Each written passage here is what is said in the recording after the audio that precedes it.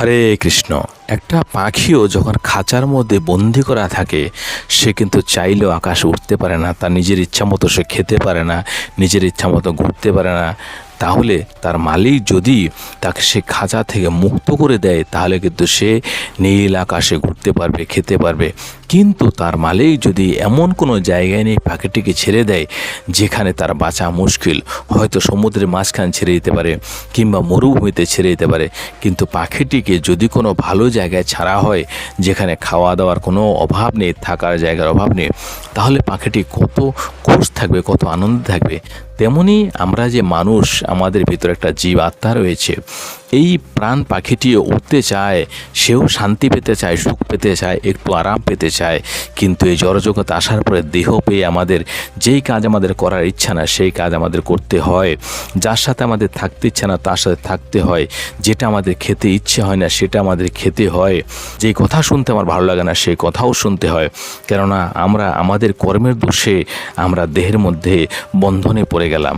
যেমন একটা পাখি যদি মনে করে সে যে মালিক যা দিচ্ছে তাতে আমি সন্তুষ্ট থাকি, তাহলে আমি খাঁচার মধ্যে থাকবো, সে বন্দি হয়ে গেল খাঁচার মধ্যে, আর সে খাঁচা থেকে কোনোদিন বেরোতে পারবে না। খাঁচার মধ্যে তাকে যা দেওয়া হয় তাই খেতে হবে তাকে।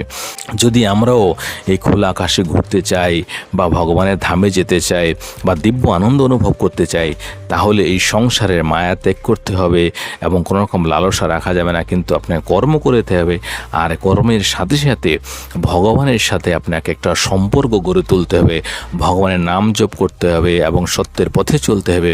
এবং কোনো কিছুর মধ্যে আপনার আগ্রহ রাখা যাবে না, কোনো কিছুর জন্য একটা আকাঙ্ক্ষা রাখা যাবে না, আশা রাখা যাবে না, কারোর সাথে হিংসাও রাখা যায় না।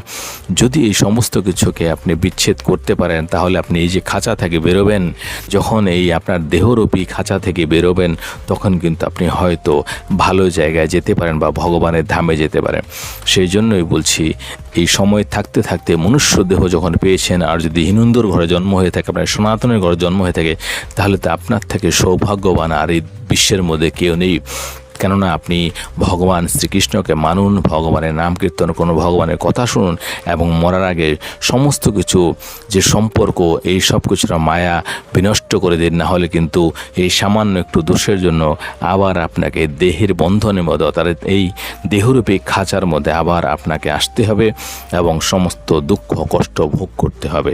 তো একটা পাখিকে দেখে বিচার করার চেষ্টা করুন, ভাবার চেষ্টা করুন। একটা পাখি যদি ভুল জায়গায় ছেড়ে দেওয়া হয় তাহলে কিন্তু সে নাও বাঁচতে পারে। তেমনি আমরা যদি বেঁচে থাকতে থাকতে ভগবানের নাম স্মরণ না করে অন্য কিছু ভাবনা ভাবতে থাকি আর যমরাজ নিয়ে গেল, তাহলে কিন্তু নরক যন্ত্রণা ভোগ করতে হবে, সেখান থেকে কিন্তু মুক্ত হওয়ার কোনো রাস্তা থাকে না। সেজন্য এই জীবন থাকতে থাকতে দিব্য কথা চিন্তা করুন।